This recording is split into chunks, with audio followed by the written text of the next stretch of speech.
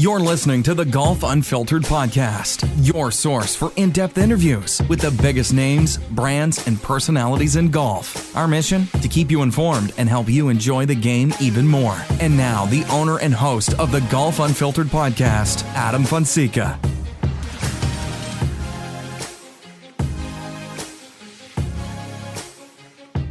That's right, ladies and gentlemen. Welcome back to the Golf Unfiltered podcast, episode 192.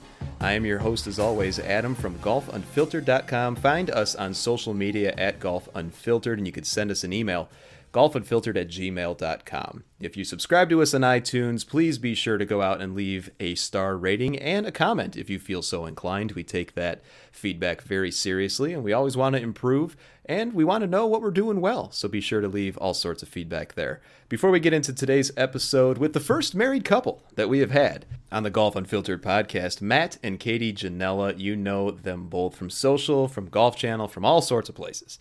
Just a few quick shout outs to our friends that help make this podcast possible. First and foremost, of course, the folks over at the Hackers Paradise. If you're listening to this on the THP mobile app, hello to all of you.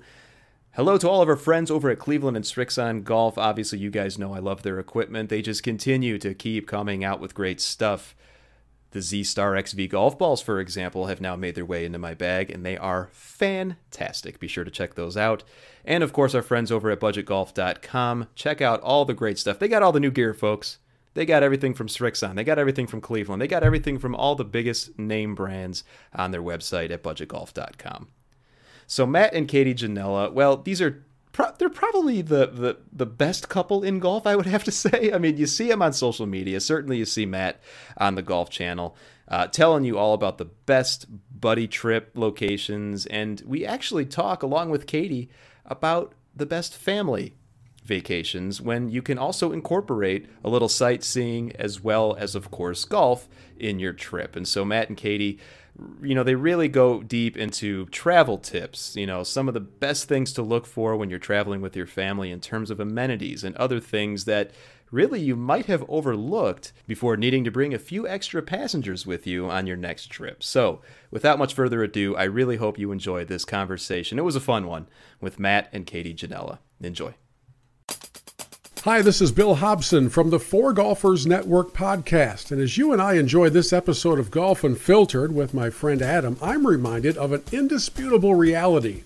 We, as golfers, are nuts. We chase a small ball around the planet, spending thousands of dollars in the effort to get that ball into a tiny hole. We then yell at the ball and curse it when it doesn't listen, even though it can't listen. It's a ball. This insanity is all part of the magic of the game, and it's what we celebrate on the Four Golfers Network podcast every Monday when a fresh episode comes your way on Apple Podcasts, Google, Stitcher, Spotify, iHeart, you know, all the places. So after you finish listening to Adam today, I'd love to have you check out the Four Golfers Network podcast, that's F-O-R-E, where we celebrate the game with top-name guests and an exploration of the things about golf that both drive us crazy and bring us back for more. I stink! The ball is just sitting there and I can't hit it!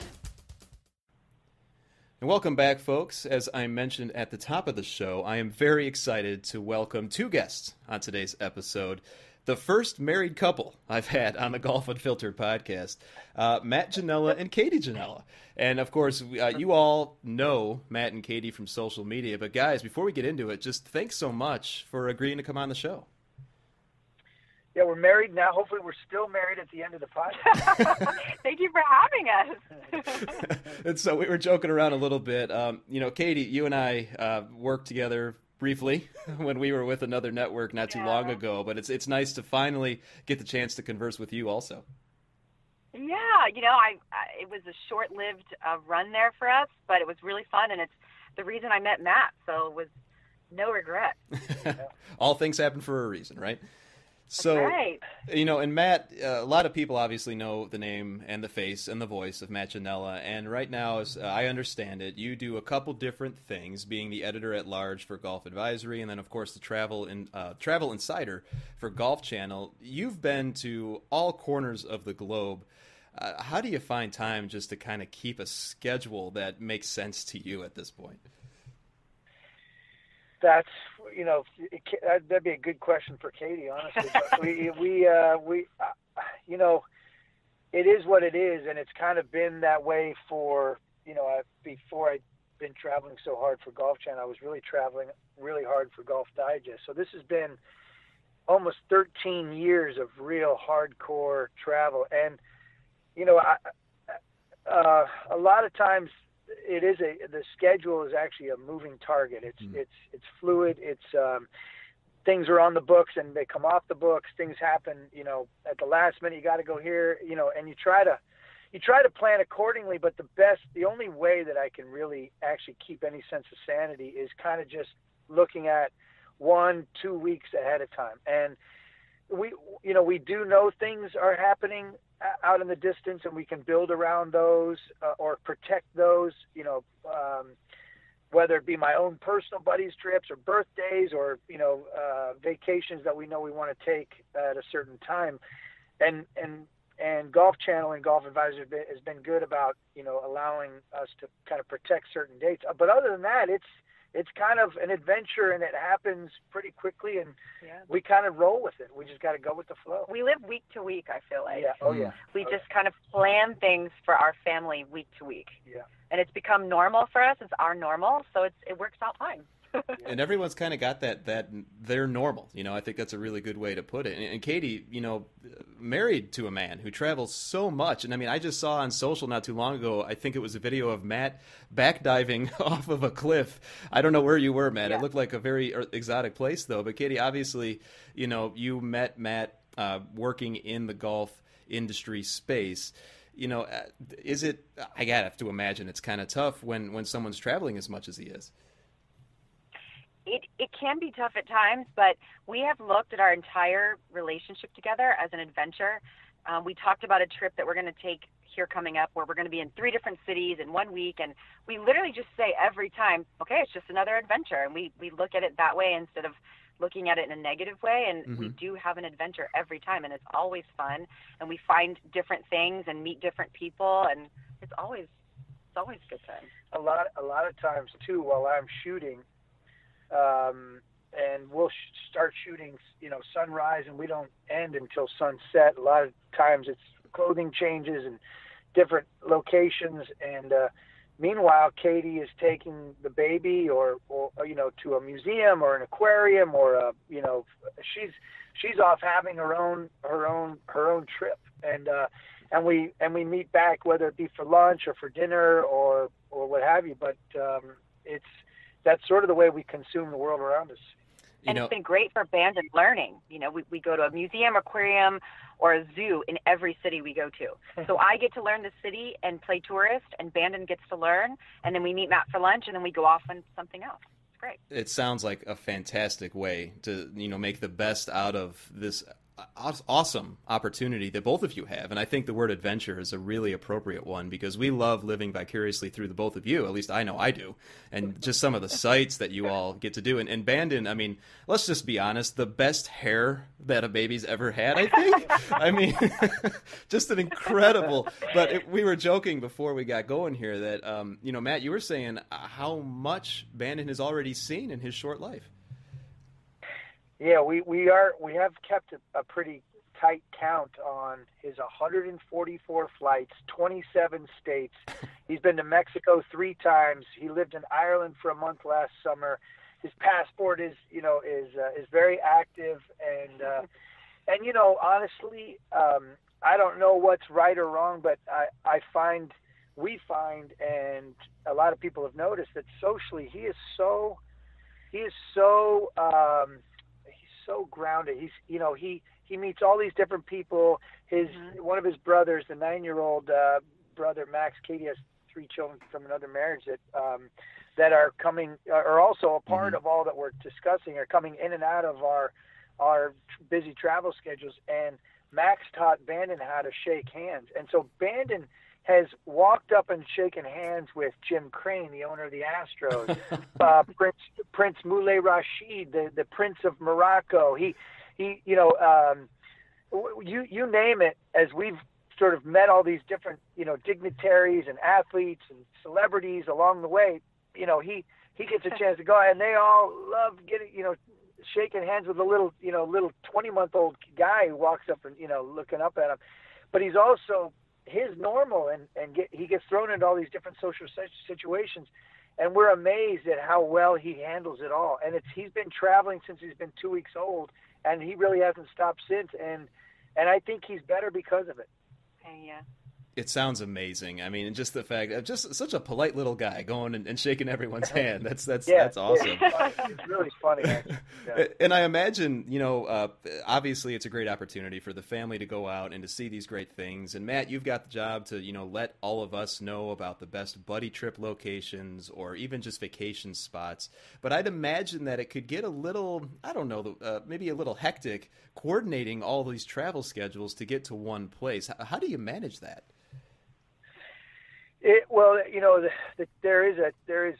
There's a team helping me coordinate my schedule at both Golf Advisor and Golf Channel. So I have point people who are helping me navigate where I'm going and how we're getting there. And once we lock in those schedules and those flights or arrangements, then the decision is made. Is Katie and Bandon coming? Does she have her kids? How are we going to manage this?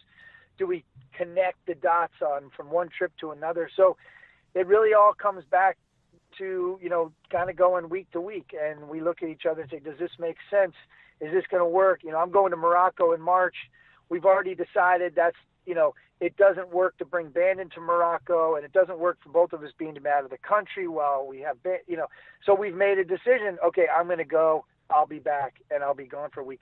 But we're making those decisions every week over about every trip we're taking. Just about every day. Yeah, pretty much every day. Just about every day. Over coffee, talking about our travel schedule. Yeah. Nice. And it's always good to, obviously have that open line of communication and the planning. And it sounds like you both have that down pat. And Katie, from your perspective, I mean, you had talked about when Bandon is able to go with you to these trips, being able to see museums and learning everything there is to know about the culture, or at least the city that you're in. In your mind, Katie, what has been the most rewarding experience from this adventure you've been on? Gosh, I think the best place we've been for beauty, for golf for Matt, for spa, for kids, for families, was this past summer when we were in Ireland. We went to Adair Manor. Mm-hmm. Matt was there filming, and so Bandon and I tagged along, and it was beautiful. The golf was, right, Matt? It was insane for you. It set a new bar, Yeah. The other thing that's, Adam, that's kind of happened is being with Katie and Bandon has changed the way I look at different resorts or destinations. So I've always tried to look at it through the eyes of, a buddy's trip and a couple's trip and a family trip. But now I'm able to really see and get Katie's feedback, like, wow, the spa here is great or not great. Wow, the service here has been great or not great. Wow, the children's amenities here are fantastic, or wow, they this is not a place for kids. And getting that feedback really shapes now the way I kind of regurgitate the content that I have and that I'm doing on a regular basis. And that, it used to be, she set a scale. We had gone to Sea Island. She goes, oh my gosh, this place is the most amazing. Now, from now on, the place, everything is going to be judged against Sea Island. And she used to ask me, I'm going to Pinehurst. She said, on a scale of 1 to Sea Island, where is Pinehurst? Pebble Beach, on a scale of 1 to Sea Island, or any place, and then we have this sliding scale. And then once we went to Adair Manor, and she in Ireland, she said, all right, it's now 1 to Adair Manor, and Sea Island comes in at number 9 on the list. For you sure. know what I mean? It comes in a ranking of 9 on the scale, and that that's always. We're having fun having those conversations and comparing everything now against Adair Manor. For sure. And I would pick up and move to Ireland tomorrow. The place, the golf, the people, the culture, everything is fantastic. And the way they treat children over there, children are put on a pedestal, right? In America, I feel like if you go into a restaurant, people don't want to hear your baby. And in Ireland, everyone wants to help with your baby, and everyone's interested in how old your baby is. And you can eat, and I'll eat next. Even if you don't know the people, they come up and want to converse about your children, and it's it's a totally different place than here. You know, and that's so really, I would say that's been our most fun. That's really interesting, that point you bring up, Katie, because, you know, now my wife and I, we don't have children, but I certainly have many friends who do, and friends who like to play golf, both the husband and the wife, and then they go out and they have to think of the things that you were just mentioning about, is this going to be a kid-friendly place? And, you know, Katie and Matt, in your perspective, what are some examples of, you know, amenities that really someone like me, who doesn't have a child, what would I overlook and maybe should look for once we start that family? Well, you can tell. I feel like you can tell right away if a place is kid friendly. A lot of places want to have something that's for the kids, but they're not kid friendly. A place like Big Cedar Lodge in Branson, Missouri, is not just kid friendly. They've kind of built the whole place with families and kids in mind, right? From the moment you walk in, and you see in the lobby and all the different things that they have going on, and now they have a fun center that's just a hub of fun activities for kids, not to mention the fishing and the outdoors, and then the 2 short courses that they have now. I mean, everything just seems like they always they start with kind of the family experience in mind. And that's Johnny Morris and wanting kids to be outdoors and having families, you know, out and active and experiencing, you know, the Ozarks essentially. But, you know, you go to Pebble and you're like, this is a beautiful place, but, you know, this is not kid friendly, you know. And I think Pinehurst is making moves with the putting course and the cradle and the things that can, you know, but it's pretty golf centric. And so you'd have to have, you know, kids who like golf or are interested in golf, or a family that's interested in golf. But I think, you know, right away, you know, whether or not you go to websites or read reviews or, you know, whether or not a place is going to be kid-friendly right off the bat. But not only just kid-friendly, couples-friendly, right? Like if Matt said to me, Katie, I want to go play Bandon, you know, for the weekend. Why don't you come with me? I would say, there's nothing for me to do. So it's also been really fun with Matt to see what resorts offer something that's an incentive for the female to say, okay, go play 36. I'll go to the spa while you play. You know, I'll go shopping here. I will experience this. I'll go to this restaurant. So that's also been really fun for me to tell my friends, okay, if your husband wants to play, this is a really great place for you to go to. He can have an excuse to go play golf for a weekend. or even have an opportunity where we play 9 together, or, you know, you know, having a short course and being able to, you know, it's fascinating. All of it is interesting. And I think the whole industry is really taking a hard look at themselves. I think every destination is saying, okay, what are we, who are we catering to, and how can we get better at catering to our target audience, or how can we expand the audience so that we're not just buddies trips, or we're not just, you know, Stream Song is a buddies trip facility.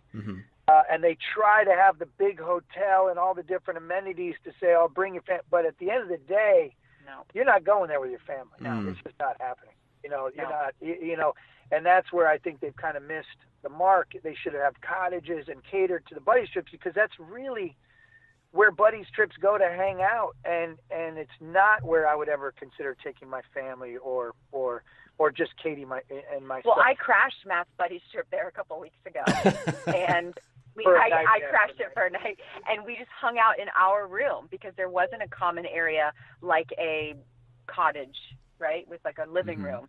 So we just hung out in our room with his friends. Hang around with play cards or anything like that. Yeah, it's interesting. Yeah, you know, I could relate to that very much so in a couple ways, because my wife does also play golf every so often, and one of the most rewarding experiences we've had as a couple and the game of golf, we live in the Chicagoland area, as you both know, and we would make our way out to Eagle Ridge in Galena. And I think that's an example. Matt, you touched on, you know, a resort, and Katie, you said this too, about a resort that has a lot of different things to do in addition to golf. And I would say that that's a really fine example, because they've got the nice downtown area. There's a few things right there on the resort as well. And then conversely, a couple buddies and I just went to Arizona to check out the waste management. I don't know if I'm going to do that again. Let me tell you, that was rough.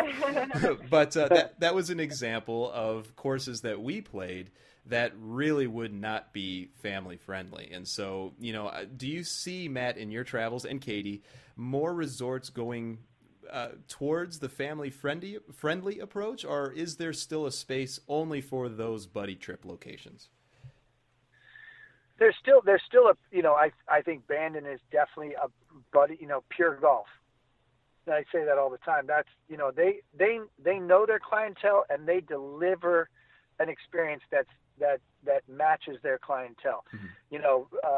Pretty Spartan, accommodations, no effort to do a spa. They have massages for guys who would play 36 a day, where you can go get a, rub down, but there's no real jacuzzi. They've got a little gym, a little jacuzzi, but so they're not pretending to be anything more than what they've always been, and I think that's also why they're so successful at it. I think when you start getting the conflicts and the we've got the golf for the very good golfer, and again I bring Streamsong up because it's one that I think the accommodations and the lodging and the amenities doesn't necessarily fit their clientele, and they'll, they can make adjustments and they can add cottages, and they've added a putting course. They can, over time, they can broaden or get better at sort of serving more than just buddies trips, but they are going to have to make moves to do that, in my opinion. I also think the cities that are around these destinations, Scottsdale, I could go and play a bunch of golf in Scottsdale, and Katie could have a great time in Scottsdale and not do any golf because we're in a cool city that has a lot of great elements. Austin is another one. Barton Creek is a great destination for golf, and Austin's a great city just to hang out in and see. But Chicago is another one, right? San Francisco, all these.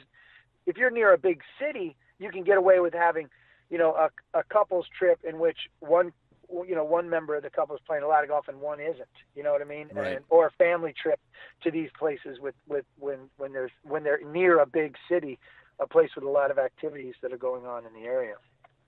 And you guys are on your way to another trip next week, my understanding is. Where are we going next week? I love it. We're going to Sea Island. Oh yeah, we are going to Sea Island. We're going to my ultimate U.S. location. We're going to see. They're building their work. The Love Brothers are working on redoing Plantation, which I hope to take a look at. And I understand they've built some cottages and did a putting course. So this is a great example. Sea Island. With under this new leadership and ownership and knowing what Mr. Anschutz knows about the Broadmoor and all that destination offers, I think Sea Island is getting better at kind of rounding out.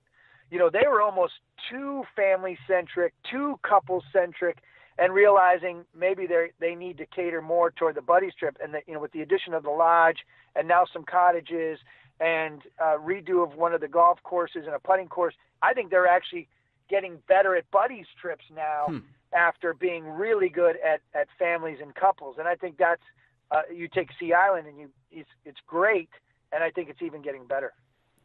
So I know that you all have a very important dinner date tonight, and so I certainly don't want to keep you from meeting up with your friends. Every dinner date is important. Well said. So, good answer.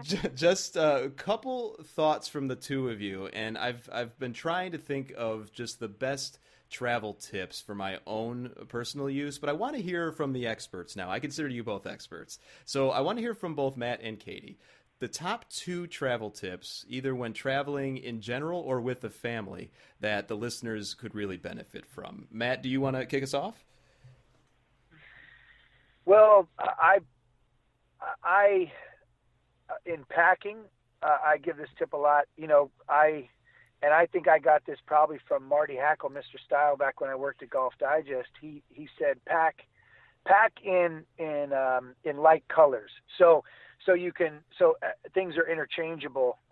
First of all, you got to pack efficient, and packing efficient means with packing. So I'll go on a trip and I'll have kind of a blue theme to everything I'm wearing. So blue or gray or brown, things that match, that I can then interchange pants and shorts or shirts or sweatshirts.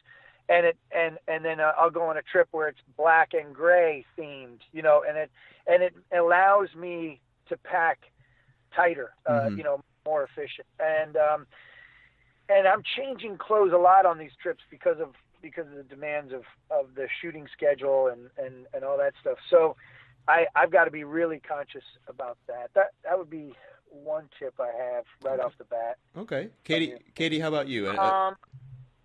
The two biggest helpers for me this past, how old has been in 20 months of traveling with a baby, has been Club Glove. I know it sounds a lot like an ad, but it's so true. Their luggage is so easy and durable, and it all hooks together. So even if I have Bandon alone and a stroller and a diaper bag, I put 3 bags together, and I can do it all by myself if I'm traveling by myself. Nice. So that's really easy. And also, everywhere we go, I find like a wash and fold. So in Ireland, we were gone for, over 4 weeks, and I found a wash and fold in the cities we were at, so we could pack less and always have clean clothes. Nice. Yeah, Like a mother thing, right? Yeah. The other thing, loyalty has its benefits, obviously, on airlines and traveling with family and, and putting in those miles, being able to, I get upgraded a lot, and I end up giving away my upgrades so that I can go back and sit with Katie and Bandon, obviously, because we're all in it together. Sure. And that's been a huge advantage for us, being able to always sit together on planes. The other thing is, and I echo the sentiment on Club Glove, if for no other reason than, I put so much into my golf bag. Extra pairs of shoes. I always recommend at least 2 pairs of golf shoes, because if one is rubbing you the wrong way, you've got to be able to back up. If one gets wet, you've got to be able to put on a dry pair of shoes the next day. One can be more your classic golf shoe. One could be more of the new sort of walking golf shoe. Being able to have that large size Club Glove, golf bag is a huge advantage, to be able to just throw things in. Plus, we're picking up things along the way, whether they're gifts or the place to put all the dirty clothes or all the things or whatever, and boom, it just all goes into the golf bag. I mean, we use that almost like toys. Bandon's golf clubs. We can't go anywhere without his golf clubs. Everything goes in there, and that's just a huge. I'm not sure what I would do without that. Yeah, those are actually really great tips, and things that you don't normally think about, of maybe leaving a little extra space in your luggage for the things that you pick up down there and the like. So it's funny though too, I can't help myself but ask, Matt, you mentioned you have to change clothes so often, and Katie, I know you travel with the baby and all of Bandon's things. Who normally has more luggage, Matt or Katie? Whoa. Matt. Come on. Serious. Yeah, that's true, because I have one bag for me and Bandon, and then you usually have a bag and your golf bag and a backpack. So you do. Your bag is bigger than my bag. So maybe it's equal. We always have the same. We always have the same amount of things every time we leave on a trip. It's my bag, her bag, my golf bag. It's a pack and play for Bandon to sleep in. It's a stroller. It's a car seat, because you got to have a car seat. Yeah. And then my backpack and a diaper bag. So we travel with a lot. We're always got that, but we can always. I always insist that whatever it is that we have, we should be able to take it. We should be able to carry it all ourselves. That you got to be able to have. So I'll take my backpack, the golf bag, and one of my bags, with a pack and play on top of one of the wheel bags, and she takes the stroller, the baby, one of her bags, and the diaper bag. You should see us coming down the terminal. It's pretty funny.